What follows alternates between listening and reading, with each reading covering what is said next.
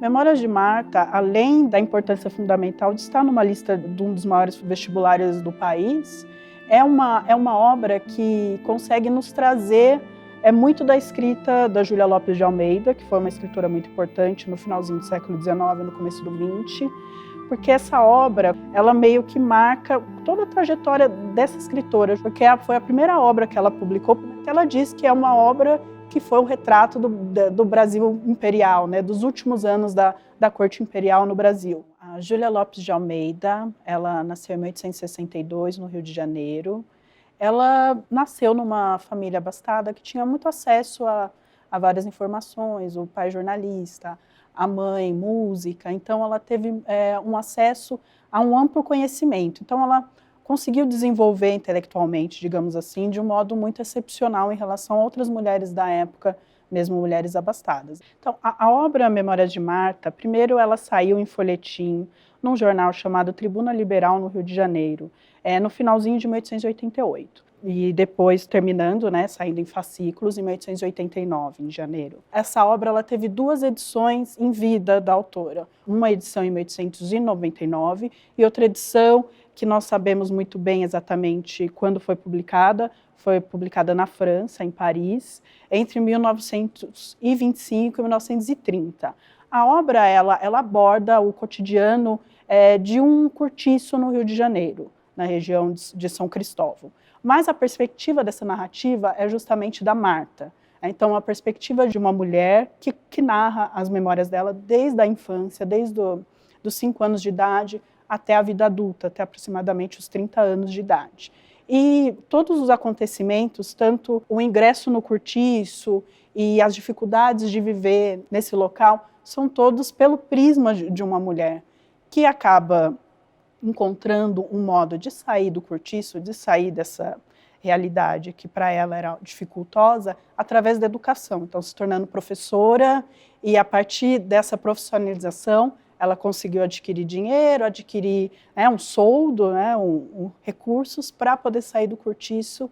E aí, então, essa é uma trajetória de uma espécie de uma ascensão, de uma moça que viveu várias dificuldades e conseguiu sair dessas dificuldades pela educação e pelo exercício da profissão de professora. Logo na abertura do livro, ela fala que ela não é uma pessoa de muita imaginação.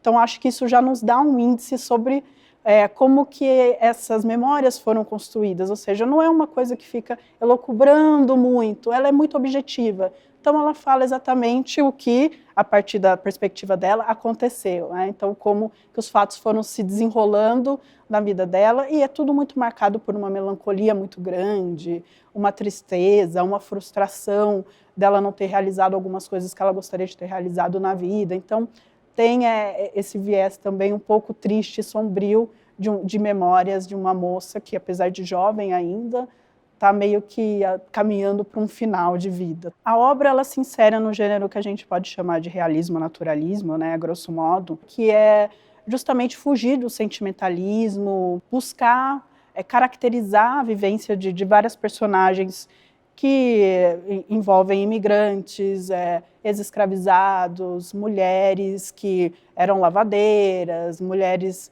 que viviam em prostituição, por exemplo, como uma das personagens que foi amiga de escola da Marta, narradora, e a própria vida da mãe da narradora, a Marta também, que é o mesmo nome, que foi uma mulher que teve que criar a filha, enfim, sozinha, com poucos recursos, sendo lavadeira, engomadeira, passadeira. Então, são essas características que, em geral, nesse realismo nosso brasileiro de fins do século XIX, pesam muito em relação a destacar o cotidiano do trabalhador, destacar a realidade urbana e destacar também essas vivências que hoje a gente pode denominar como marginais. Então, a obra ela se dedica a esse viés, apesar de ser uma narradora mulher, que é o que se destaca, talvez, no realismo. Então, é uma obra que tem essa importância histórica e, por outro lado, nos dias atuais, tem a importância de trazer essa questão de uma narrativa de uma mulher que vivenciou isso. Nós conhecemos muito a questão dos cortiços do século XIX na literatura a partir da perspectiva do Aloysio Azevedo no Cortiço, que é uma obra posterior de 1890. E as Memórias de Marta, elas trazem essa questão de como que uma mulher, então, teria vivenciado isso. E como uma mulher que buscou sair dessa realidade a partir da educação, a partir de uma profissionalização. Então, eu acho que isso nos toca ainda hoje para pensar em trajetórias de mulheres que buscam formas de sustento, formas de educação, de profissionalização. Então, a obra ela tem essa importância fundamental para os dias atuais, debates de gênero e também questão de uma crítica literária feminista. A lista da FUVEST ela começa com 3 livros que estão ali localizados no século XIX, né? Lísia Floresta, Narcisa Amália e depois a Júlia Lopes de Almeida. De certo modo, esse trio já indica, acho que algumas dicas de leitura para quem for se debruçar sobre as Memórias de Marta, que é justamente pensar na condição das mulheres no século XIX. Então, Memórias de Marta ela traz essa questão muito forte da profissão da mulher, né? Então, como que a mulher pode se profissionalizar? A primeira coisa, que é a questão do exercício de ser professora, né? que é um primeiro ponto, e que muitas escritoras exerceram. Então, acho que pensar, talvez, nessa questão global das 3 obras, pode indicar assim, um viés de leitura interessante para esse romance. Então, ir direcionado pensando nessas questões sobre direitos das mulheres, profissionalização e a questão urbana dos cortiços, que eu acho que também é bem importante. Aí tem várias outras camadas que podem ser exploradas, mas eu acho que essas são as principais.